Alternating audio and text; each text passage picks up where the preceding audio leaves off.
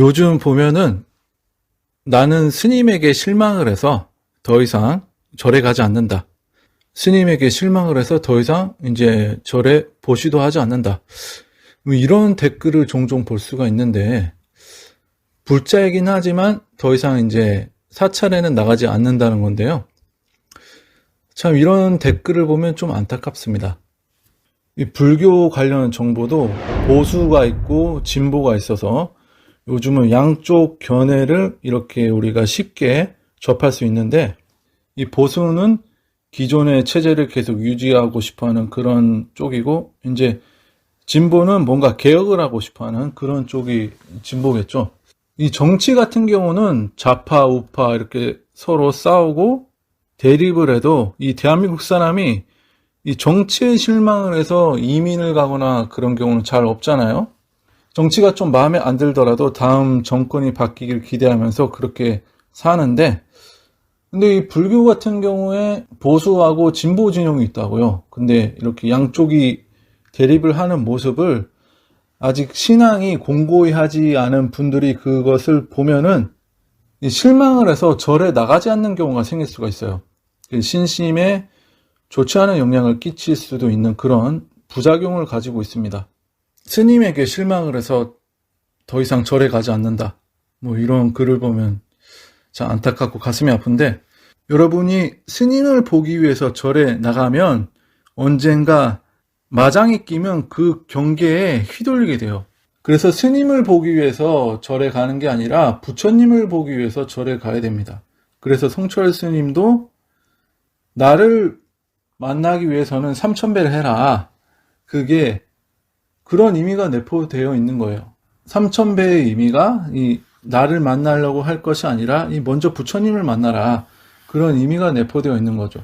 사부대중이라는 말이 있는데요. 비구, 비구니, 우바세, 우바 이렇게 사부대중인데, 또 이것을 두 가지로 분류를 하면은 성인과 범부중생이에요. 이 성인 사가에 들어가지 못하면 그냥 나머지는 다 범부중생이에요. 범부중생을 줄이면 그냥 중생이라고 말하는데, 이 범부중생은 스님이든 제가자든 번뇌로 고통을 받으면 범부중생인 거죠. 아직 번뇌가 많이 남아있는 거예요. 범부중생은. 범부중생은 다 똑같은 거예요. 이 고통으로 괴로워한다는 거죠. 물론 이 스님이 출가를 하면은 이 출가 공덕은 있습니다. 그렇지만 스님으로서의 어떤 계를 잘 지키지 못하면 오히려 출가를 해서 업만 짓는 꼴이 되는 거거든요. 아라한의 경우는 이 공양을 받아도 마땅하다고 해서 이 은공이라고 하는데, 이 아라한 이외에는 보시를 받으면 다 그냥 빚입니다. 빚. 그래서 이 시주가 무서운 거거든요. 그래서 아라한은 보시한 자에게 큰 복을 돌려주지만 이 범부중생이 받는 시주는 다 빚입니다. 빚. 그래서 시주가 무서운 거죠. 이 수다원의 번뇌를 부처님께서 비유를 드셨는데, 저 넓은 대지 위에 구슬 7개를 올려놓은 것과 같다. 그렇게 말씀을 하셨어요. 여기서 구슬 7개는 수다원은 앞으로 최소 7생만 윤회를 하기 때문에 그렇게 표현을 하셨는데, 대지 위에 구슬 7개면은 번뇌가 있긴 있지만 거의 없다는 거거든요. 수다원만 내도 엄청난 성인이라 보시면 돼요. 그래서 이 성인이 아닌 나머지의 부류는 다 그냥 범부중생이다. 그렇게 보시면 되고, 그래서 오늘 드리고 싶은 말씀은 사람을 보지 말고 부처님을 보라는 겁니다. 이 법화경에도 보면 사실이든 아니든 허물을 말하지 말라, 그런 말씀이 있거든요.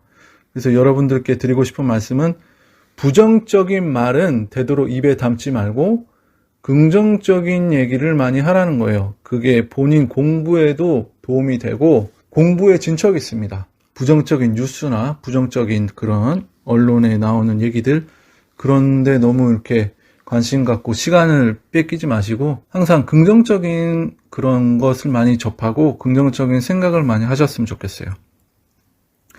네, 이번 영상 여기까지고요. 저는 다음에 또 유익한 강의로 찾아뵙겠습니다.